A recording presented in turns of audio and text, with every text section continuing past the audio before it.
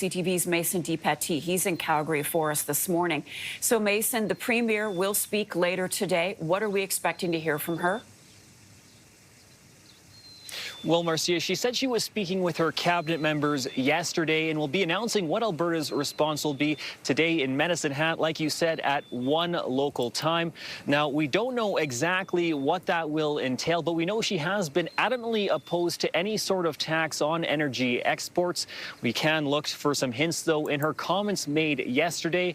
In a statement, she called these tariffs illegal and an unjustifiable economic attack on both Alberta and Canada.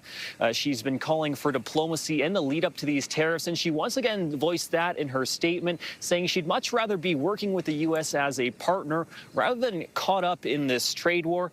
Now, surprisingly, she did say she's fully behind the federal government's response so far. Of course, she had been butting heads with the feds earlier this year, so we'll really have to see what exactly Alberta's response will be. But Marcia, along with the response today, she will also be speaking about the efforts to secure the Montana-Alberta border, which, of course, had been one of Donald Trump's original requests.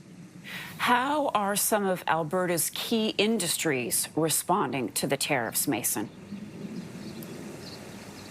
It's a lot of disappointment and worry from our major industries. The U.S. has been the primary market for Alberta crude oil for decades now. Of course, it was slapped with that smaller 10% tariff, but experts say that'll still have a large impact. The Canadian Association for Petroleum Producers says the global energy market, though, is extremely complex, so it'll be very difficult to predict how this will impact supply and demand.